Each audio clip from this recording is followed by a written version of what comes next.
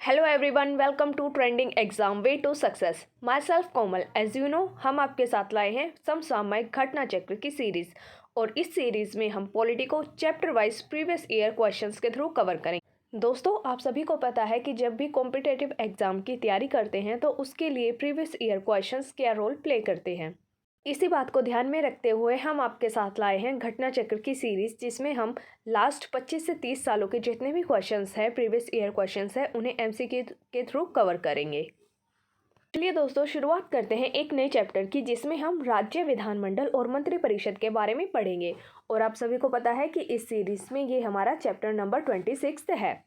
आप सभी को पता है कि जैसे केंद्र के लेवल पर पार्लियामेंट होती है, संसद होती है, जिसके 3 अंग होते हैं। फर्स्ट लोकसभा, सेकंड राज्यसभा और थर्ड होता है आपके राष्ट्रपति। वैसे ही राज्य के लेवल पर विधानमंडल और मंत्रिपरिषद होती है, जिसके बारे में हम इन प्रीवियस ईयर क्वेश्चंस के थ्रू कवर करेंगे। आपको पता है कि भारतीय संविधान का भाग 6, जिसमें चैप्टर नंबर 3 है, वह राज्य के विधानमंडल और मंत्रिपरिषद के बारे में बात करता है, जिसमें आर्टिकल 168 से 212 तक राज्यों के विधानमंडल के बारे में बताया गया है। संसद की तरह राज्य के लेवल पर भी जो विधानमंडल होती है, उसके 3 अंग होते हैं। राज्य के विधानमंडल का गठन 3 भागों से मिलकर बनता है, जिसमें फर्स्ट है विधान परिषद, सेकंड नंबर पर विधानसभा और थर्ड नंबर पर आते हैं राज्यपाल। तो चलिए दोस्तों, शुरू करते हैं आज का हमारा फर्स्ट क्वेश्चन। यहाँ पर आपसे पूछा गया है कि भारतीय संविधान के अनुसार, जो भारत का संविधान है उसके अनुसार राज्य की विधायिकाओं में क्या क्या शामिल होता है।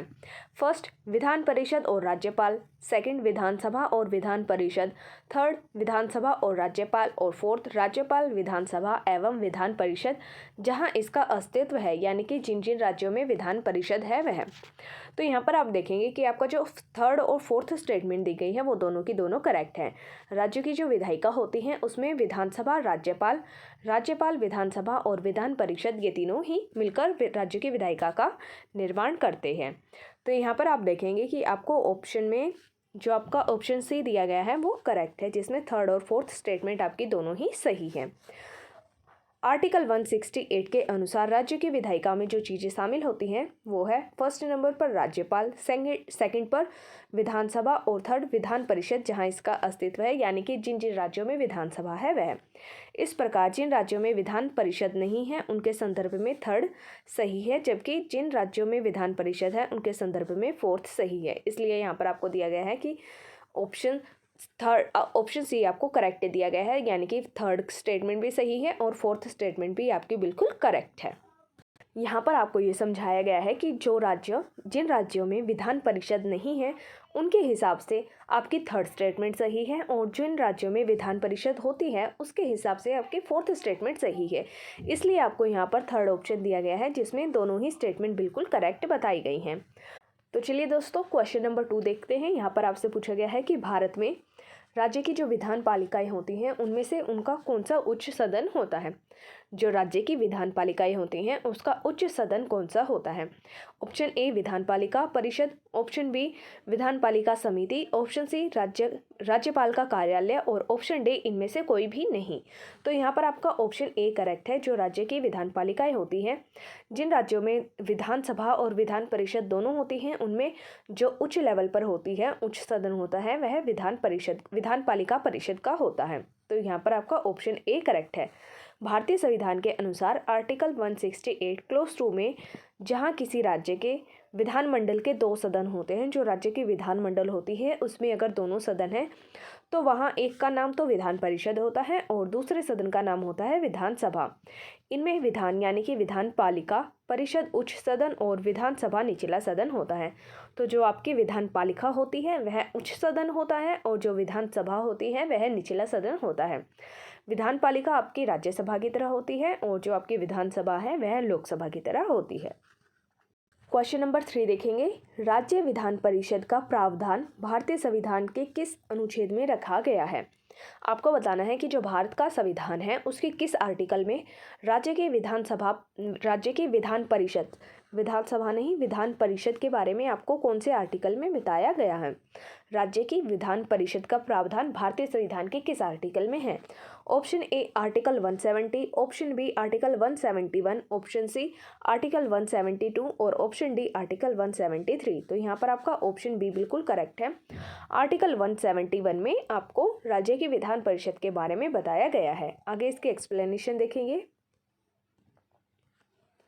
राज्य विधान परिषद का प्रावधान विधान परिषदों की संरचना भारतीय संविधान के आर्टिकल 171 में है और आर्टिकल 171 क्लोज 1 के अनुसार राज्य की विधान परिषद के जो सदस्य होते हैं उनकी कुल संख्या उस राज्य की विधानसभा के सदस्यों की कुल संख्या का 1/3 से अधिक नहीं होनी चाहिए। यहाँ पर आपको बोला गया है कि किसी भी राज्य की जो विधान परिषद है उनके सदस्यों की संख्या जो उस राज्य के विधानसभा है उसके उस कुल सदस्य संख्या से 1/3 से अधिक नहीं होनी चाहिए, 1/3 से मैक्सिमम नहीं होनी चाहिए।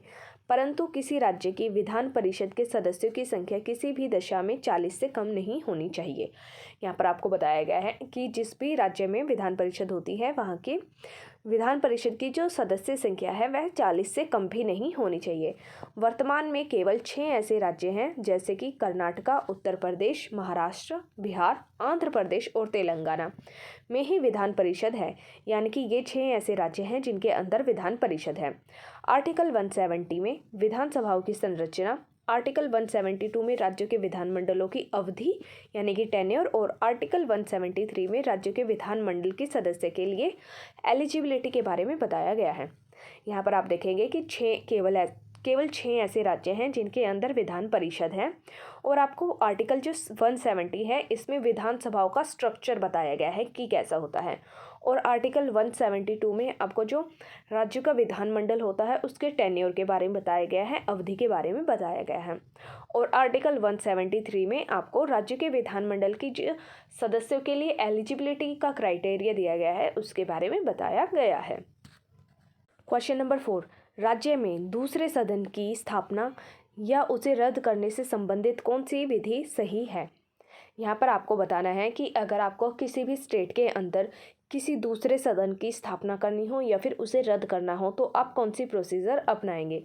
ऑप्शन ए लोकसभा के द्वारा साधारण बहुमत से प्रस्ताव को पारित करेंगे, ऑप्शन बी संबंधित राज्य की विधानसभा के द्वारा साधारण बहुमत से प्रस्ताव को पारित करेंगे या फिर ऑप्शन सी में आपको दिया गया है संबंधित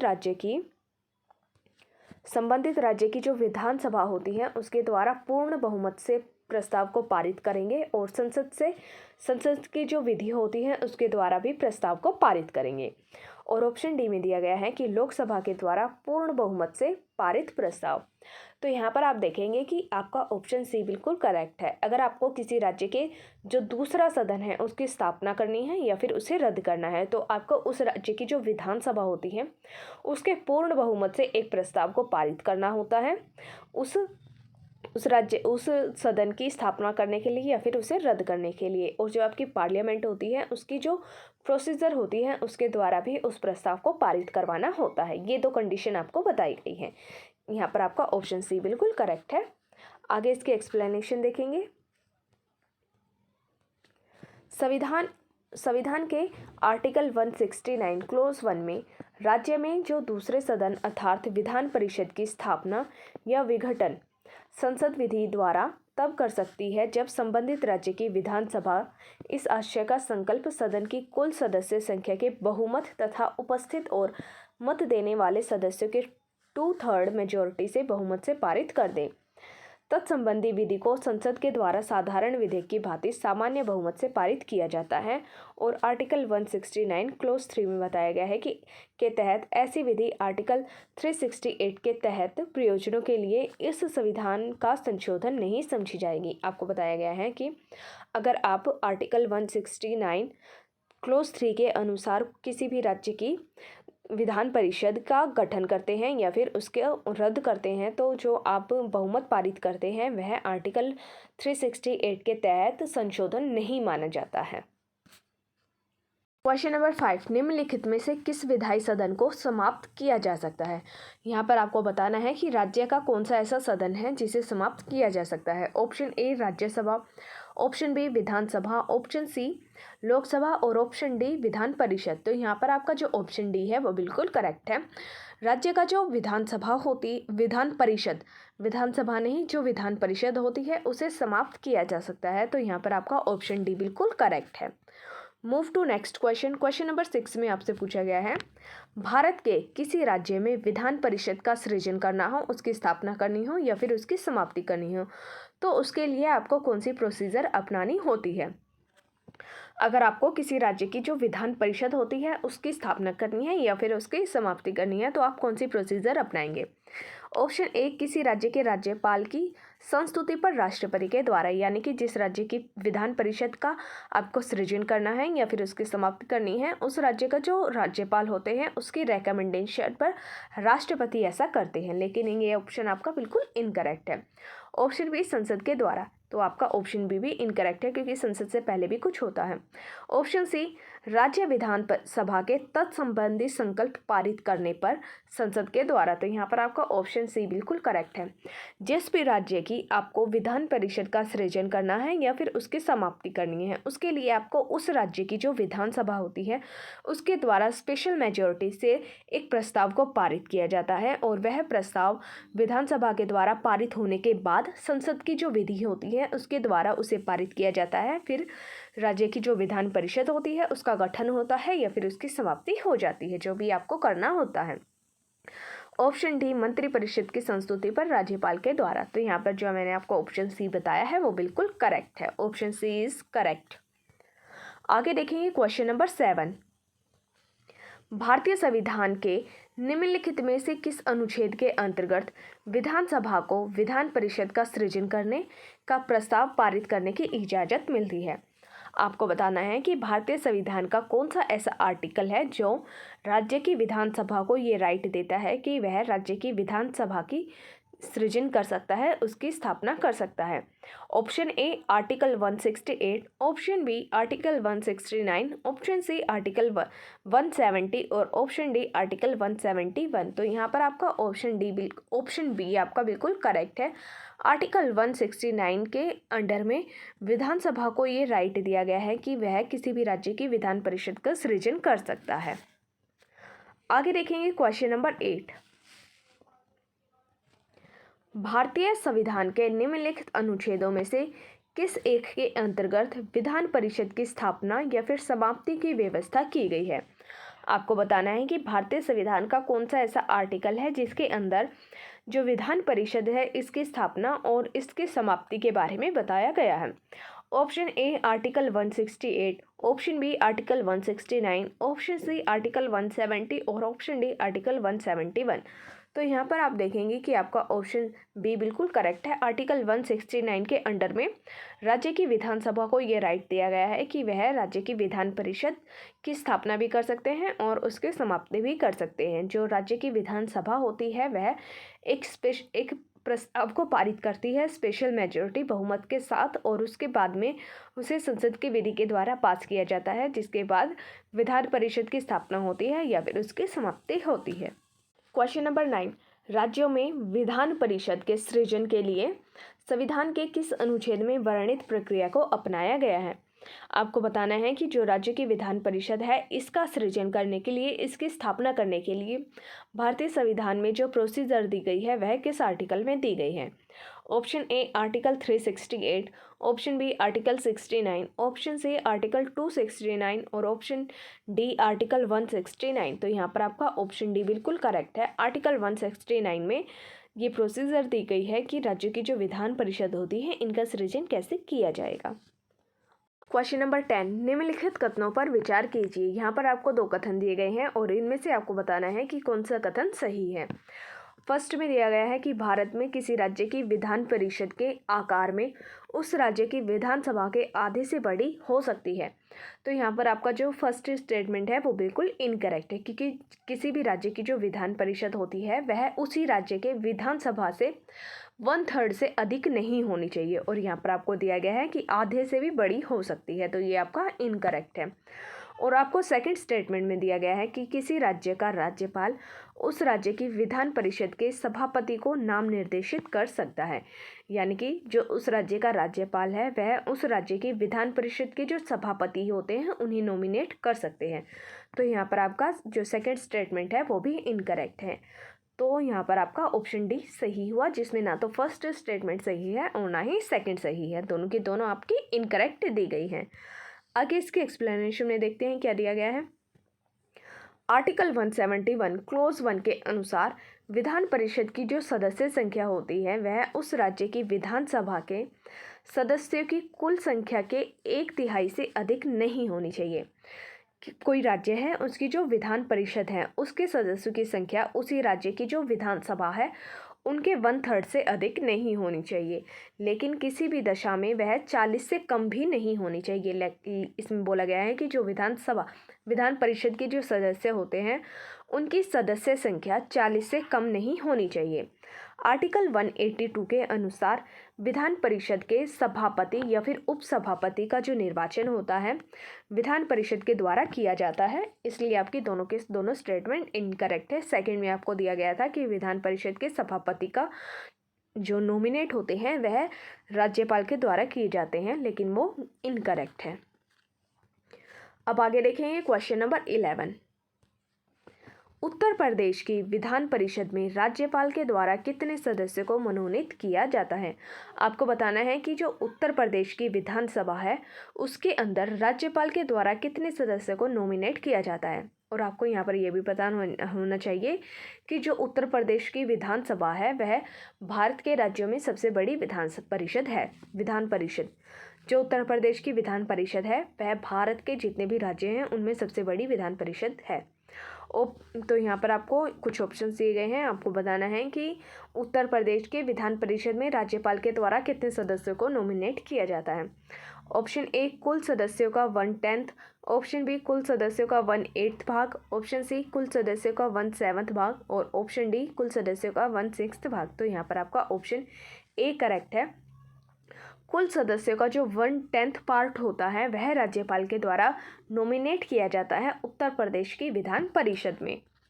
क्वेश्चन नंबर 10 की एक्सप्लेनेशन देखते हैं। क्वेश्चन नंबर 11 की एक्सप्लेनेशन यहाँ पर आपको बताया गया है कि आर्टिकल 171 क्लोज 3 के अंदर आपको जो विधान परिषद में राज्यपाल के द्वारा सदस्य नॉमिनेट किए जाते हैं उनकी प्रोसीजर बताई गई है और ये प्रोसीजर सेम वैसी ही रहेगी जब तक पार्लियामेंट कोई विधि बनाकर कानून बनाकर इसे चेंज नहीं कर देती है। तो जो ये आपकी प्रोसीजर है उसमें ये बताया गया है कि विधान परिषद में जो कुल सदस्यों की संख्या होती है उसके अंदर जो कुल सदस्य संख्या होती है उसमें जो 5/6 सदस्य होते हैं उनका इलेक्शन होता है, उनका निर्वाचन होता है और जो बचे हुए सदस्य होते हैं उन्हें नॉमिनेट किया जाता है राज्यपाल के द्वारा, जिनके अंदर कुछ स्पेशलिटी होनी चाहिए जैसे कि साहित्य, विज्ञान, कला, सहकारी आंदोलन और सामाजिक सेवा के जो क्षेत्र होते हैं क्षेत्र में व्यावहारिक अनुभव रखने वाले व्यक्तियों में से मनोनीत किए जाने का प्रावधान है। यानी कि जिनके अंदर ये एक्सपीरियंस होता है या फिर ये स्पेशलिटी होती है उन्हें राज्यपाल के द्वारा नॉमिनेट किया जाता है।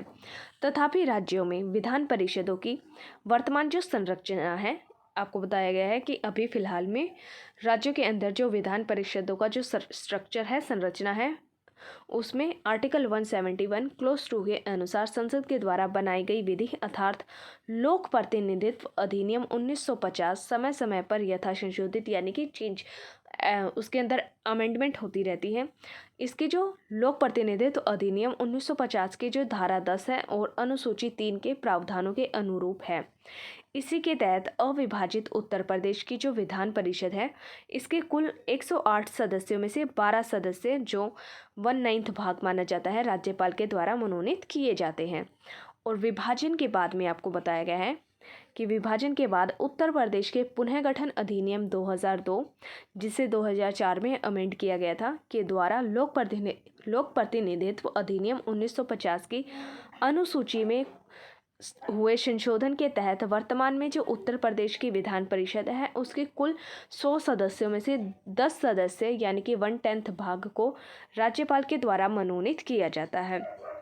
उत्तर प्रदेश विधान परिषद कुल सदस्य संख्या जिसकी 100 है के गठन का वर्तमान स्वरूप इस प्रकार है। यहाँ पर आपको बताया गया है कि जो उत्तर प्रदेश की विधान परिषद है उसका स्ट्रक्चर कैसा है। विधानसभा निर्वाचन क्षेत्र में सदस्य की संख्या 38 है। स्थानीय निकाय निर्वाचन क्षेत्र में सदस्य संख्या 36 है। शिक्षक निर्वाचन क्षेत्र में सदस्य संख्या 8 है। स्नातक निर्वाचन क्षेत्र में सदस्य संख्या 8 है और जो नॉमिनेटेड हैं वह 10 है और इनको कुल मिलाकर जो सदस्य संख्या बनती है वो 100 है।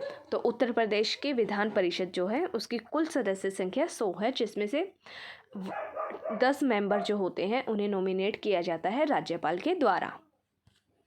क्वेश्चन नंबर 12, यहाँ पर आपको बताना है कि जो राज्य की विधान परिषद होती है उसमें कितने सदस्य मनोनीत होते हैं। विधान परिषद में मनोनीत सदस्यों की संख्या कितनी होती है। ऑप्शन ए कुल सदस्य संख्या की 1/3 पार्ट, ऑप्शन बी कुल सदस्य संख्या का 1/4 पार्ट, ऑप्शन सी कुल सदस्य संख्या का 1/6 पार्ट और ऑप्शन डी उपरोक्त में से कोई नहीं। तो यहाँ पर जो आपका ऑप्शन डी दिया गया है वो बिल्कुल करेक्ट है, उपरोक्त में से कोई भी नहीं, क्योंकि विधान परिषद में जो सदस्य नॉमिनेट किए जाते हैं वह कुल सदस्य संख्या का 1/10 पार्ट किया जाता है, जो आपको किसी भी ऑप्शन में नहीं दिया गया है। इसलिए आपका जो करेक्ट ऑप्शन है वो है आपका ऑप्शन डी। आगे इसके एक्सप्लेनेशन देखते हैं। संविधान के आर्टिकल 173 में विधान परिषद के जो निकटतम 5/6 सदस्य मनोनीत निर्वाचित होते हैं उनको बताया गया है। 1/3 + 1/12 + 1/12 + 1/3 जिसे मिलाकर 1/6 भाग बनता है। सदस्यों का निर्वाचन होने तथा शेष सदस्यों को राज्यपाल के द्वारा मनोनीत किए जाने का प्रावधान है और ये प्रावधान आपको कहाँ दिया गया है, भारतीय संविधान के आर्टिकल 171 क्लोज 3 में। आगे आपको बताया गया है, तथापि राज्यों में विधान परिषदों की वर्तमान संरचना आर्टिकल 171 क्लोज 2 के तहत संसद के द्वारा बनाई गई विधि अर्थात लोक प्रतिनिधित्व अधिनियम 1950 जिसे टाइम पर अमेंड किया गया है, इसकी धारा 10 और अनुसूची 3 के प्रावधानों के अनुरूप है। जो आपका वर्तमान में राज्य के विधान परिषदों का जो स्ट्रक्चर है वह पार्लियामेंट के द्वारा जो बनाई गई विधि है और आपका एक एक्ट है लोक प्रतिनिधित्व अधिनियम जिसे 1950 में बनाया गया था, उसकी सूची 3 में आपको प्रोविज़न दिए गए हैं।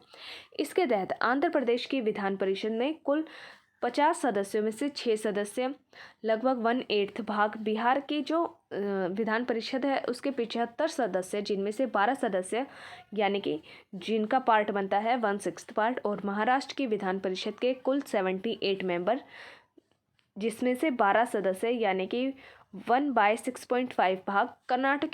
कर्नाटका की विधान परिषद के कुल 75 सदस्यों में से 11 सदस्य जिसका पार्ट बनता है लगभग 1/7। तेलंगाना की विधान परिषद में कुल 40 सदस्यों में से तेलंगाना की विधान परिषद में 40 सदस्यों में से 7 सदस्य लगभग 1/6 पार्ट तथा उत्तर प्रदेश की विधान परिषद की कुल 100 सदस्यों में से 10 सदस्य यानी कि 1/10 भाग राज्यपाल के द्वारा मनोनीत किए जाते हैं। तो यहाँ पर आपको हर राज्य के बारे में बताया गया है कि किस राज्य के कितने कुल मेंबर्स में से कितने मेंबर आपको राज्य की विधान परिषद होती है उसमें राज्यपाल के द्वारा मनोनीत किए जाते हैं। क्वेश्चन नंबर 13, राज्य की विधान परिषद के विषय में क्या सही है। यहाँ पर आपको कुछ 7-8 स्टेटमेंट दी गई हैं और आपको बताना है कि जो राज्य की विधान परिषद होती है उसके बारे में इनमें से कौन कौन सी स्टेटमेंट करेक्ट है। फर्स्ट में दिया गया है कि इसका टेन्योर कार्यकाल 6 साल का होता है और विधान परिषद एक स्थायी सदन है। थर्ड में बोला है कि यह भंग नहीं किया जा सकता। फोर्थ में बोला गया है कि जो इसके 1/6 मेंबर होते हैं वह स्थानीय संस्थाओं के द्वारा इलेक्ट होते हैं, निर्वाचित होते हैं। फिफ्थ में बोला गया है कि 1/6 सदस्य विधान परिषद के विधानसभा के द्वारा निर्वाचित होते हैं। सेवन्थ में यहाँ पर आपको बताया गया है कि प्रति दूसरे वर्ष यानी कि हर 2 साल बाद में जो विधान परिषद के 1/3 मेंबर होते हैं वह रिटायर हो जाते हैं। सेवन्थ में बोला है कि उपराज्यपाल सदन का सभापति होता है। जो उपराज्यपाल होता है वह विधान परिषद का सभापति होता है। और 8th स्टेटमेंट में आपको बताया है कि इसके सदस्यों का कार्यकाल 6 वर्ष का होता है, इनका टेन्योर 6 साल का होता है। तो यहाँ पर आपको कि इनमें से कौन कौन से स्टेटमेंट करेक्ट है। जो आपका ऑप्शन थर्ड है, ऑप्शन सी है, उसमें जो आपको सॉल्यूशन दिया गया है वो बिल्कुल करेक्ट है। यानी कि आपकी सेकंड स्टेटमेंट, थर्ड स्टेटमेंट, आपकी सिक्स्थ स्टेटमेंट और आपकी एट्थ स्टेटमेंट, ये चार की चार स्टेटमेंट आपकी बिल्कुल करेक्ट है। जो राज्य की विधान परिषद होती है वह राज्यसभा की तरह स्थायी सदन होता है और यह राज्यसभा की तरह भंग भी नहीं किया जा सकता, लेकिन संसद के द्वारा विधि बनाकर इसे समाप्त किया जा सकता है। इसके बाद है सिक्स्थ स्टेटमेंट के जो विधान परिषद के सदस्य होते हैं उन्हें 1/3 मेंबर्स को हर 2 साल बाद रिटायर किया जाता है। और एट्थ जो आपकी करेक्ट स्टेटमेंट है, इसके सदस्यों का कार्यकाल 6 वर्ष का होता है। विधान परिषद का जो कार्यकाल होता है, टेन्योर होता है इनके सदस्यों का, वह 6 साल का होता है। तो यहाँ पर आपकी ऑप्शन सी करेक्ट है, जिसमें 4 स्टेटमेंट आपको सही बताई गई हैं। आगे इसके एक्सप्लेनेशन में देखेंगे क्या क्या दिया गया है। राज्यसभा की तरह विधान परिषद भी एक स्थायी सदन होता है। जैसे केंद्र के लेवल पर जो राज्यसभा होती है वह कभी भंग नहीं होती, वह स्थायी सदन होता है, वैसे ही राज्य के लेवल पर जो विधान परिषद होती है, विधान परिषद वह स्थायी सदन होता है, इसे भंग नहीं किया जा सकता। विधान परिषद के जो लगभग 1/3 सदस्य होते हैं, हर 2 साल बाद उन्हें रिटायर किया जाता है। विधान परिषद के सदस्यों का कार्यकाल 6 साल का होता है और विधान परिषद में जो अधिकतम सदस्य की संख्या होती है वह विधानसभा की 1/3 और न्यूनतम 40 हो सकती है। यानी कि विधान परिषद के जो सदस्य होते हैं उनकी विधान परिषद के जितने सदस्य होते हैं उनके अधिकतम जो मेंबर होते हैं वह विधानसभा की 1/3 से अधिक नहीं होने चाहिए और 40 मेंबर भी कम से कम होने चाहिए, 40 से कम नहीं होने चाहिए। संविधान के आर्टिकल 169 के तहत किसी राज्य विधानसभा की कुल सदस्य संख्या बहुमत तथा उपस्थित मत देने वाले सदस्यों की संख्या के कम से कम 2/3 बहुमत के द्वारा पारित प्रस्ताव पर संसद विधि बनाकर संबंधित राज्य के विधान परिषद के सृजन या समाप्ति का उपबंध कर सकती है। यहाँ पर आपको ये बताया गया है कि आपका आर्टिकल जो 169 है उसमें ये प्रोविज़न दिया गया है कि जो पार्लियामेंट होती है वह विधि बनाकर, कानून बनाकर विधान परिषद का सृजन यानी कि इसकी स्थापना भी कर सकती है और इसकी समाप्ति भी कर सकती है, जिसके लिए उसे स्पेशल मेजॉरिटी की ज़रूरत होती है। आगे आपको आर्टिकल 171 क्लोज 3 में बताया गया है कि विधान परिषद की संरचना इस प्रकार जब तक कि संसद विधि बनाकर अन्यथा उपबंध न करे निर्धारित की गई है।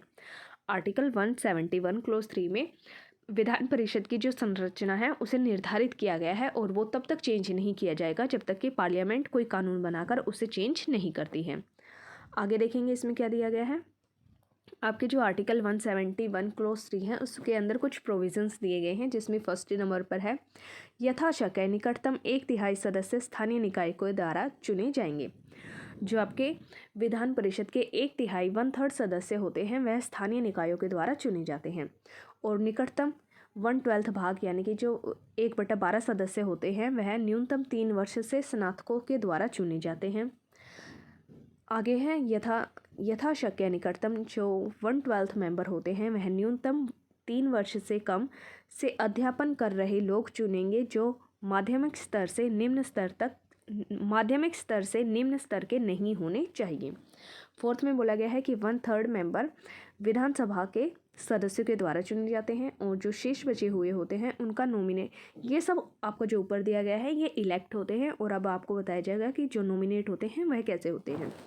शेष सदस्य यानी जो बचे हुए सदस्य हैं वह राज्यपाल के द्वारा नॉमिनेट किए जाते हैं, जिनके अंदर कुछ स्पेशलिटी होती है, जैसे कि कला, साहित्य, विज्ञान, सहकारी आंदोलन और समाज सेवा से जुड़े हों। ये व्यक्ति ऐसे होने चाहिए जो कला, साहित्य, विज्ञान, सहकारी आंदोलन और समाज सेवा से जुड़े होने चाहिए। इनका नामांकन यानी कि नॉमिनेट किया जाता है राज्यपाल के द्वारा। वर्तमान में विभिन्न राज्यों की विधान परिषदों की संरचना आर्टिकल 171 क्लोज 2 के तहत संसद के द्वारा बनाई गई विधि अर्थात लोक प्रतिनिधित्व अधिनियम 1950 जो टाइम पर अमेंडमेंट की गई है की धारा 10 और अनुसूची 3 के प्रावधानों के अनुरूप है।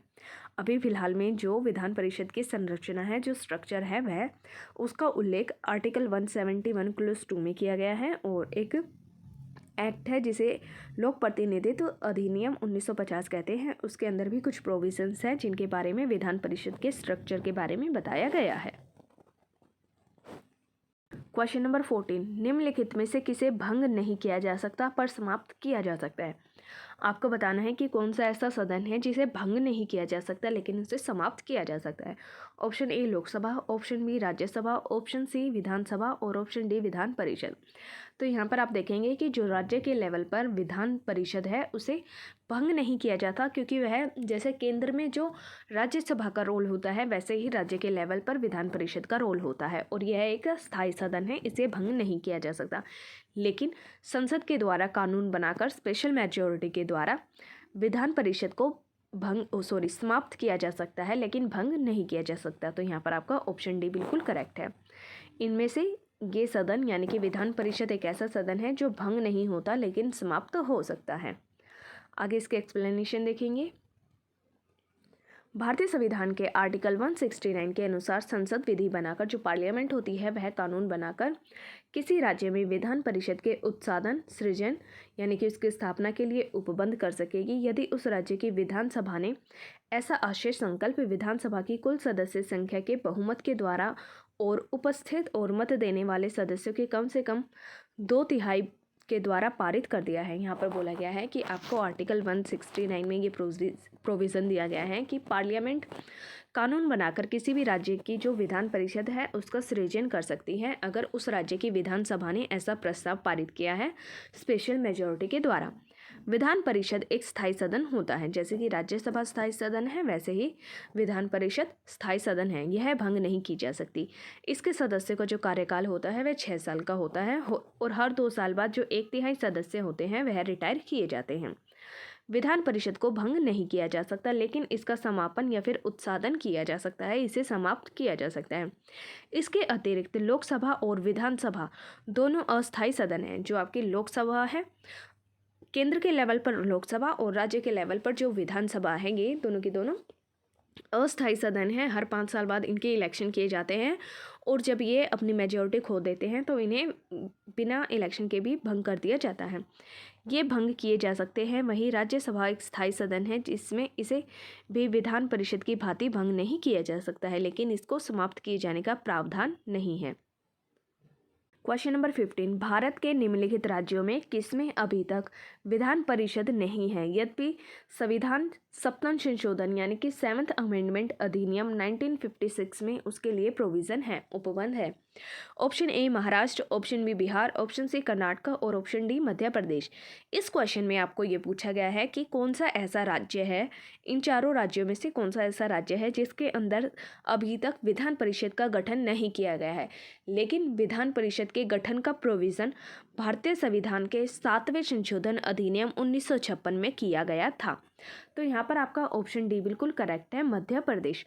मध्य प्रदेश एक ऐसा राज्य है जिसके अंदर अभी तक विधान परिषद का गठन नहीं किया गया है। आगे इसके एक्सप्लेनेशन देखते हैं। 7वें संविधान संशोधन जो 1956 में हुआ था उसके द्वारा मध्य प्रदेश के अंदर विधान परिषद की व्यवस्था तो की गई थी लेकिन विधान परिषद का गठन किस दिन होगा उसके लिए जो तारीख होती है वह तय नहीं की गई थी और इसी की वजह से आज तक मध्य प्रदेश में विधान परिषद का गठन नहीं हुआ है। क्वेश्चन नंबर 16, निम्नलिखित में से किस राज्य में विधायिका का दूसरा सदन नहीं है। आपको बताना है कि कौन सा ऐसा राज्य है जिसके अंदर विधायिका जो होती है राज्य में विधायिका का दूसरा सदन नहीं है, सेकंड नंबर वाला सदन नहीं है। Option A Tamil Nadu, option B Uttar Pradesh, option C Karnataka, option D Bihar और ऑप्शन ई महाराष्ट्र। तो यहाँ पर आपका ऑप्शन ए करेक्ट है। तमिलनाडु एक ऐसा राज्य है जिसके अंदर विधायिका का दूसरा सदन नहीं है। आगे इसकी एक्सप्लेनेशन देखेंगे। संविधान के आर्टिकल 168 क्लोज 1 सब क्लोज ए के तहत वर्तमान में देश में 6 राज्यों आंध्र प्रदेश, बिहार, महाराष्ट्र, कर्नाटक, तेलंगाना और उत्तर प्रदेश में द्विसदनात्मक विधायिका है जिसमें विधानसभा और विधान परिषद दोनों के दोनों अस्तित्व में है। तमिलनाडु विधान परिषद अधिनियम 2010 के तहत संसद के द्वारा तमिलनाडु में भी विधान परिषद की व्यवस्था की गई है परंतु इसके प्रभावी होने की तिथि को अधिसूचित नहीं किया गया है।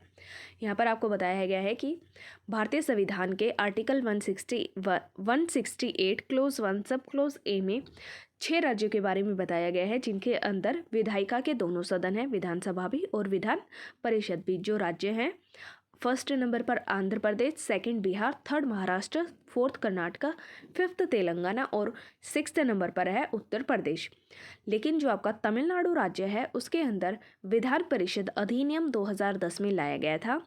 लेकिन विधान परिषद की जो व्यवस्था उस अधिनियम के द्वारा विधान परिषद की व्यवस्था भी की गई थी, लेकिन विधान परिषद के प्रभावी होने के लिए जो तारीख तय की जाती है वह अभी तक नहीं की गई है, इसलिए यह अभी तक प्रभाव में नहीं आई है। क्वेश्चन नंबर 17, निम्न में से किस राज्य में विधान परिषद नहीं है? आपको 4 राज्यों के नाम दिए गए हैं और आपको बताना है कि इनमें से किस राज्य में विधान परिषद नहीं है। ऑप्शन ए बिहार में, ऑप्शन ए बिहार में, ऑप्शन बी महाराष्ट्र में, ऑप्शन सी राजस्थान में और ऑप्शन डी कर्नाटका में। तो यहाँ पर आपका ऑप्शन सी करेक्ट है, राजस्थान में विधान परिषद नहीं है। बाकी जो आपका बिहार, महाराष्ट्र और कर्नाटका है यह भारतीय संविधान के आर्टिकल 168 में बताया गया है। इन 6 राज्यों के नाम दिए गए हैं जिनमें विधायिका के दोनों सदन हैं, विधानसभा भी और विधान परिषद भी। लेकिन राजस्थान एक ऐसा राज्य है जिसके अंदर विधान परिषद नहीं है। आगे बढ़ेंगे क्वेश्चन नंबर 18 की तरफ। निम्नलिखित में से किस राज्य में द्विसदनात्मक विधायिका नहीं है? आपको बताना है कि इनमें से कौन सा ऐसा राज्य है जिसमें द्विसदनात्मक विधायिका नहीं है, यानी कि विधायिका के जो दोनों सदन हैं, विधानसभा और विधान परिषद, वह दोनों में से कोई एक नहीं है। Option A UP, option B MP, option B Bihar, option D Karnataka. तो यहाँ पर आपका ऑप्शन बी करेक्ट है, एमपी, यानी कि मध्य प्रदेश एक ऐसा राज्य है जिसके अंदर द्विसदनात्मक विधायिका नहीं है, क्योंकि वहाँ पर विधान परिषद का गठन नहीं हुआ है। आगे बढ़ेंगे क्वेश्चन नंबर 19 की तरफ। निम्नलिखित राज्यों में कहाँ विधान परिषद है? आपको कुछ राज्यों के नाम दिए गए हैं और आपको अब ये बताना है कि विधान परिषद इनमें से किस किस राज्य में है। फर्स्ट केरला में, सेकंड हिमाचल प्रदेश, थर्ड दिल्ली और फोर्थ नंबर पर है बिहार। आपको ये सॉल्यूशन दिया गया है और आपको बताना है कि इनमें से किन किन राज्यों में विधान परिषद है।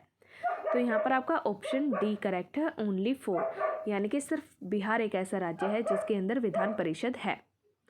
क्योंकि केरला और हिमाचल प्रदेश में विधान परिषद नहीं है और दिल्ली जो एक राज्य नहीं है, यूनियन टेरिटरी है, इसलिए दिल्ली का नाम इसमें नहीं है, लेकिन दिल्ली के अंदर विधान परिषद है।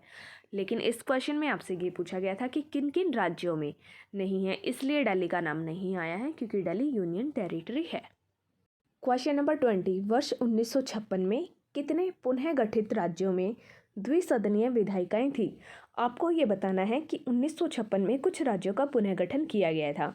उनमें से कितने ऐसे राज्य थे जिनके अंदर द्विसदनीय विधायिकाएं थी, यानी कि विधायिका के जो दोनों अंग होते हैं, विधानसभा और विधान परिषद, वह किन किन राज्यों में थी? ऑप्शन ए 5 राज्यों में, ऑप्शन बी 10 राज्यों में, ऑप्शन सी 15 राज्यों में और ऑप्शन डी 18 राज्यों में। तो यहाँ पर जो आपको चारों के चारों ऑप्शन दिए गए हैं वो इनकरेक्ट है, क्योंकि कुल 14 राज्यों का पुनः गठन किया गया था जिनमें से 7 राज्यों के अंदर द्विसदनीय विधायिकाएं थी, जो आपको किसी भी ऑप्शन में नहीं दिया गया है। आगे इसकी एक्सप्लेनेशन देखते हैं। वर्ष 1956 में पुनः गठन के बाद बने कुल 14 राज्यों में से 7 राज्यों में द्विसदनीय विधायिकाएं थी। फर्स्ट नंबर पर Uttar Pradesh, second Bihar, third Bombay Maharashtra, fourth Madras Tamil Nadu, fifth Mysore Karnataka और सिक्स्थ नंबर पर है पंजाब और सेवन्थ पर पश्चिम बंगाल। इनमें से पश्चिम बंगाल में 1959 यानी 1969 में, पंजाब में 1970 में तथा तमिलनाडु में 1986 में विधान परिषद का उत्सादन यानी कि एबोलिशन कर दिया गया था। जो विधान परिषद है उसका एबोलिशन कर दिया गया था इन राज्यों में। आगे देखेंगे इसके एक्सप्लेनेशन में क्या दिया गया है। जम्मू और कश्मीर में विधान परिषद की स्थापना जम्मू कश्मीर के 1957 में अपनाए गए संविधान के तहत की गई थी। आंध्र प्रदेश में पहली बार विधान परिषद 1958 में स्थापित हुई थी, जिसे 1985 में उत्सादित यानी कि एबॉलिश कर दिए जाने के बाद यहाँ 2007 में पुनः विधान परिषद का गठन किया गया था। तो यहाँ पर आपको बताया गया है कि सबसे पहले आंध्र प्रदेश में जो विधान परिषद का गठन किया गया था तो 1958 में किया गया था, 1958 में किया गया था, फिर 1985 में उसे एबॉलिश कर दिया गया था और उसका पुनः गठन किया गया है 2007 में। राज्य पुनर्गठन अधिनियम 1956 तथा संविधान के 7वां संशोधन अधिनियम 1956 के तहत मध्य प्रदेश में भी विधान परिषद की स्थापना का प्रावधान किया गया था, लेकिन उसके लिए कोई तारीख नियत ना की जाने के कारण यहाँ विधान परिषद की स्थापना नहीं की जा सकी। यानी कि किस दिन विधान परिषद का गठन किया जाएगा, ये तारीख तय नहीं की गई थी।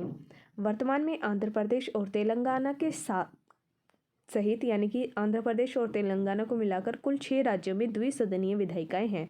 जम्मू और कश्मीर राज्य के 2 संघ राज्य क्षेत्रों में विभाजन के साथ यहाँ विधान परिषद समाप्त कर दी गई है। यहाँ पर आपको बोला गया है कि जम्मू और कश्मीर जो राज्य हैं इनको तोड़कर 2 यूनियन टेरिटरी बनाया गया है और उसके बाद से ही जो विधान परिषद थी वह समाप्त कर दी गई है। क्वेश्चन नंबर 21, भारतीय संविधान के आर्टिकल 170 के अनुसार किसी राज्य की विधानसभा के सदस्यों की न्यूनतम और अधिकतम संख्या क्रमशः हो सकती है। आपको बताना है कि भारतीय संविधान का जो आर्टिकल 170 है उसके अंदर राज्य की विधानसभा के न्यूनतम और अधिकतम संख्या बताई गई है। तो आपको बताना है कि वह ज़्यादा से ज़्यादा और कम से कम कितनी हो सकती है। Option A minimum 40, maximum 400, option B 50 और 405, ऑप्शन सी 50 और 500, ऑप्शन डी 60 और 500। तो यहाँ पर आपका ऑप्शन डी करेक्ट है। जो कोई भी राज्य है उसके अंदर विधानसभा के जो सदस्य होते हैं वह मिनिमम 60 होने चाहिए मिनिमम, और मैक्सिमम 500 होने चाहिए। तो जो आपको ऑप्शन डी दिया गया है वो बिल्कुल करेक्ट है। आगे इसके एक्सप्लेनेशन देखते हैं। भारतीय संविधान के आर्टिकल 170 के अनुसार प्रत्येक राज्य की विधानसभा और उस राज्य में प्रादेशिक निर्वाचन क्षेत्रों में प्रत्यक्ष निर्वाचन के द्वारा चुने हुए 500 से अनधिक और 60 से न्यून, यानी कि 500 से ज़्यादा नहीं होने चाहिए और 60 से कम नहीं होने चाहिए, इन सदस्यों को मिलाकर बनेगी। अपवाद स्वरूप संसदीय विधियों के तहत वर्तमान में सिक्किम विधानसभा में 32 सदस्य हैं, गोवा विधानसभा में 40, मिजोरम विधानसभा में 40 और पुडुचेरी संघ राज्य क्षेत्र यानी कि जो पुडुचेरी यूनियन टेरिटरी है इसकी विधानसभा में कुल 30 निर्वाचित और 3 केंद्र सरकार के द्वारा नॉमिनेट सदस्य हैं। यहाँ पर आपको बताया गया है कि आर्टिकल 170 के अंदर ये प्रोविज़न दिया गया है कि जो राज्य हैं उनके अंदर विधानसभा के मैक्सिमम और मिनिमम सदस्य कितने होंगे। जो मैक्सिमम सदस्य हैं उनकी संख्या 500 होनी चाहिए और जो मिनिमम सदस्य हैं उनकी संख्या 60 होनी चाहिए। लेकिन कुछ ऐसे राज्य हैं जिनके अंदर 60 से कम सदस्य हैं विधानसभा में। क्वेश्चन नंबर 22, निम्नलिखित में से कौन सा राज्य आर्टिकल 170 के उस प्रावधान का अपवाद है जिसमें ये कहा गया है कि एक राज्य के विधानसभा के गठन में 60 से कम सदस्य नहीं होंगे। आप सभी को पता है कि आर्टिकल 170 में ये बताया गया है कि किसी भी राज्य की जो विधानसभा है उसके अंदर मैक्सिमम 500 सदस्य होने चाहिए और मिनिमम 60 सदस्य होने चाहिए। तो आपको बताना है कि इनमें से कौन सा ऐसा राज्य है जो आर्टिकल 170 का उपवाद है। Option A Sikkim, option B Jammu Kashmir, option C Haryana और ऑप्शन डी उत्तरांचल। तो यहाँ पर आपका ऑप्शन ए बिल्कुल करेक्ट है। सिक्किम एक ऐसा राज्य है जो आर्टिकल 170 का उपवाद है, क्योंकि सिक्किम राज्य में जो विधानसभा है उसकी मिनिमम जो सदस्य संख्या है वह 32 है, 32 है। तो यह 60 से कम हुई, इसलिए यह सिक्किम राज्य आर्टिकल 170 का अपवाद माना जाता है। क्वेश्चन नंबर 23, निम्नलिखित कथनों पर विचार कीजिए और आपको बताना है इन कथनों में से कौन सा कथन सही है। फर्स्ट में बोला है कि भारत के संविधान में ये उपबंध है कि प्रत्येक राज्य की जो विधानसभा है वह 400 से अनधिक सदस्यों से मिलकर बनेगी, जो राज्य में प्रादेशिक निर्वाचन क्षेत्रों से प्रत्यक्ष निर्वाचन के द्वारा चुने जाएंगे। तो यहाँ पर आपकी जो फर्स्ट स्टेटमेंट है वो इनकरेक्ट है, क्योंकि जो राज्य की विधानसभा है वह 450 से नहीं बल्कि 500 से अधिक सदस्य नहीं होने चाहिए। विधानसभा के लिए जो मैक्सिमम सदस्य संख्या तय की गई है वह 500 की गई है। तो यहाँ पर आपकी फर्स्ट स्टेटमेंट इनकरेक्ट है, इसलिए आपका ऑप्शन ए भी इनकरेक्ट होगा और ऑप्शन सी भी इनकरेक्ट होगा। अब सेकंड स्टेटमेंट देखते हैं। कोई व्यक्ति किसी राज्य की विधानसभा के किसी स्थान को भरने के लिए चुने जाने के लिए अर्हित नहीं होगा यदि उसकी आयु 25 वर्ष से कम है। इसका सीधा सीधा मतलब ये हुआ कि आप जो राज्य की विधानसभा के लिए अगर इलेक्ट होना है तो उसके लिए आपकी जो मिनिमम एज है वह 25 से कम नहीं होनी चाहिए। तो यहाँ पर आपका जो सेकंड स्टेटमेंट है वो बिल्कुल करेक्ट है। तो आपका ऑप्शन बी सही होगा। Option B is correct, only 2 is correct. आगे इसके एक्सप्लेनेशन देखते हैं। भारतीय संविधान के आर्टिकल 170 क्लोज 1 के प्रावधान दिए गए हैं। प्रत्येक राज्य की विधानसभा उस राज्य में प्रादेशिक निर्वाचन क्षेत्रों से प्रत्यक्ष निर्वाचन के द्वारा चुने गए 500 से अनधिक और 60 से अन्यून, यानी कि 500 से अधिक नहीं होने चाहिए और 60 से कम नहीं होनी चाहिए, इन सदस्यों से मिलकर बनेगी। इसलिए आपका फर्स्ट स्टेटमेंट इनकरेक्ट है, क्योंकि उसमें मैक्सिमम संख्या 450 दी गई थी। आर्टिकल 173 क्लोज 2 में के तहत राज्य की विधानसभा के किसी स्थान को भरने के लिए चुने जाने के लिए न्यूनतम आयु 25 वर्ष से कम नहीं होनी चाहिए। इसलिए आपकी सेकंड स्टेटमेंट सही है। जो विधानसभा के लिए मिनिमम एज तय की गई है वह 25 वर्ष की गई है। क्वेश्चन नंबर 24, भारत के किसी राज्य की विधानसभा में अधिकतम कितने सदस्य हो सकते हैं? आपको बताना है कि जो राज्य की विधानसभा होती है उसके अंदर मैक्सिमम कितने सदस्य हो सकते हैं। Option A 400, option B 450, option C 500 और ऑप्शन डी 550। तो यहाँ पर आपका ऑप्शन सी करेक्ट है। 500 सदस्य राज्य की विधानसभा में निर्धारित किए गए हैं। जो राज्य की विधानसभा होती है उसके अंदर मैक्सिमम सदस्य 500 होने चाहिए। तो आपका ऑप्शन सी बिल्कुल करेक्ट है और ये प्रोविज़न आपको आर्टिकल 170 में दिया गया है। आर्टिकल 170 में दिया गया है। क्वेश्चन नंबर 25, फ्रेंड्स यहाँ पर आपको प्रिंटिंग की वजह से देखने में थोड़ी सी प्रॉब्लम होगी, लेकिन मैं उसे बोलकर बता दूंगी तो आपको इतनी ज़्यादा कोई भी प्रॉब्लम नहीं आएगी। तो चलिए देखते हैं। भारतीय संविधान के निम्नलिखित अनुच्छेदों में से कौन राज्य की विधानसभाओं के निर्वाचन का प्रावधान प्रस्तुत करता है? आपको बताना है कि इनमें से कौन सा ऐसा आर्टिकल है जिसके अंदर विधानसभाओं के इलेक्शन के बारे में बताया गया है। Option A article 170, option B article 176, option C article 178 और ऑप्शन डी उपरोक्त में से कोई भी नहीं। तो यहाँ पर आपका ऑप्शन ए करेक्ट है। आर्टिकल 170 के अंदर राज्य की जो विधानसभाएं हैं इनके निर्वाचन का प्रावधान दिया गया है।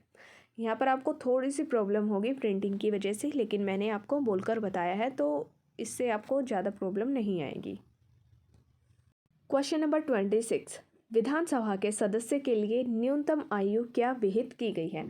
आपको बताना है कि जो राज्य की विधानसभा है उसके लिए उसकी सदस्यता लेने के लिए निर्वाचन के लिए जो मिनिमम एज बताई गई है वह कितनी है। ऑप्शन ए 18 वर्ष, ऑप्शन बी 25 वर्ष, ऑप्शन सी 21 वर्ष और ऑप्शन डी कोई आयु सीमा निर्धारित नहीं की गई है। तो यहाँ पर आपका ऑप्शन बी करेक्ट है। 25 वर्ष विधानसभा के सदस्य के लिए न्यूनतम आयु निर्धारित की। क्वेश्चन नंबर 27, राज्य की विधानसभाओं में आंग्ल भारतीय समुदाय के एंग्लो इंडियन समुदाय के लिए प्रतिनिधित्व का प्रावधान भारत के संविधान के किस अनुच्छेद के द्वारा किया गया है? राज्य की जो विधानसभाएं हैं इनके अंदर एंग्लो इंडियन के प्रतिनिधित्व का प्रावधान है। तो आपको बताना है कि ये प्रावधान किस आर्टिकल में है। Option A article 330, option B article 331, option C article 332 और ऑप्शन डी आर्टिकल 333। तो यहाँ पर आपका ऑप्शन डी करेक्ट है। जिस ईयर में ये क्वेश्चन पूछा गया था उस ईयर के अकॉर्डिंग आपका ऑप्शन डी बिल्कुल करेक्ट है। आर्टिकल 333 के अंदर विधानसभाओं में आंग्ल भारतीयों के समुदाय के लिए प्रतिनिधित्व का प्रावधान किया गया है। अब आगे इसके एक्सप्लेनेशन देखेंगे। भारतीय संविधान के आर्टिकल 333 यानी कि 333 के अनुसार यदि किसी राज्य के राज्यपाल की यह राय होती है कि उस राज्य की विधानसभा में आंग्ल भारतीय समुदाय का प्रतिनिधित्व होना आवश्यक है तो उसमें उसका प्रतिनिधित्व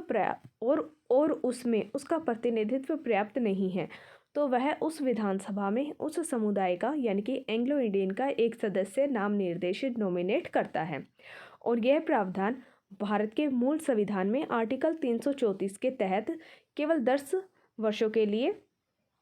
वर्षों की अवधि के लिए यानी कि 10 साल के लिए था। जिस समय भारतीय संविधान बना था उस समय आर्टिकल 334 में ये प्रावधान दिया गया था कि जो राज्यपाल के द्वारा विधानसभा के अंदर एंग्लो इंडियन नॉमिनेट किए जाते हैं वह सिर्फ 10 सालों तक किए जाएंगे और इसे बाद में क्रमिक रूप से संविधान संशोधन के द्वारा आगे बढ़ाया जाता रहा है।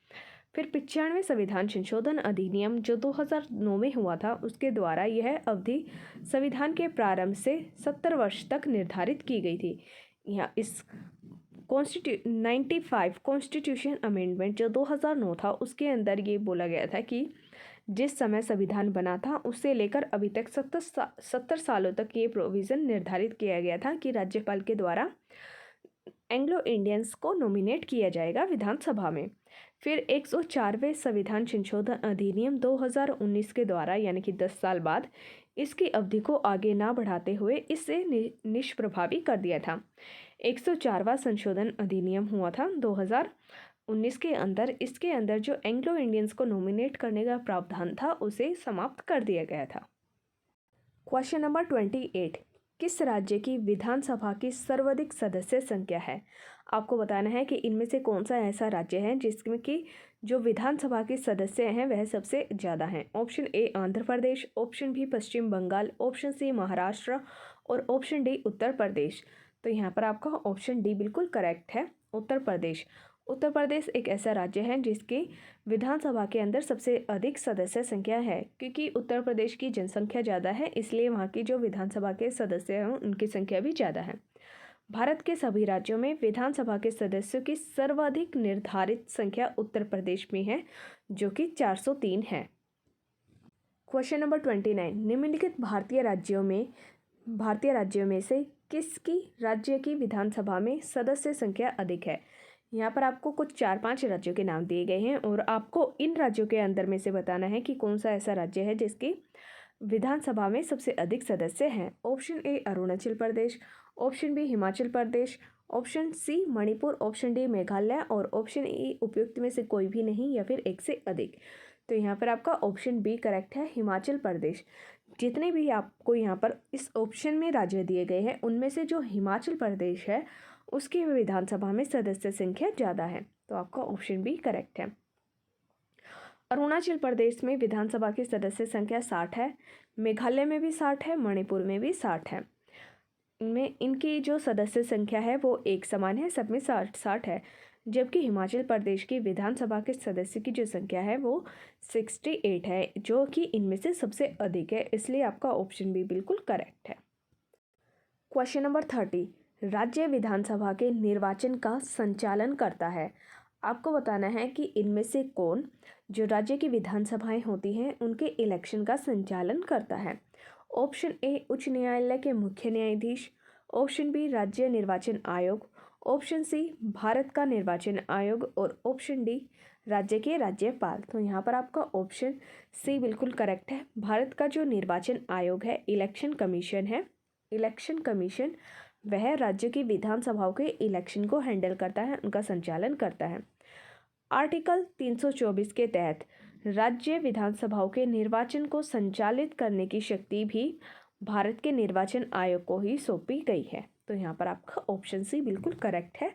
राज्य की विधानसभा के निर्वाचन का संचालन भारत के निर्वाचन आयोग के द्वारा किया। दोस्तों, इस वीडियो में हम अभी 30 क्वेश्चंस ही करेंगे। इस चैप्टर के जो बचे हुए क्वेश्चन हैं उसे हम नेक्स्ट वीडियो में कंप्लीट करेंगे। और इस वीडियो में आपको थोड़ा सा प्रॉब्लम आई होगी क्योंकि इसमें प्रिंटिंग में थोड़ी प्रॉब्लम है, लेकिन फिर भी मैंने आपको बोलकर बताया है जिससे आपको अच्छे से सब कुछ समझ में आएगा।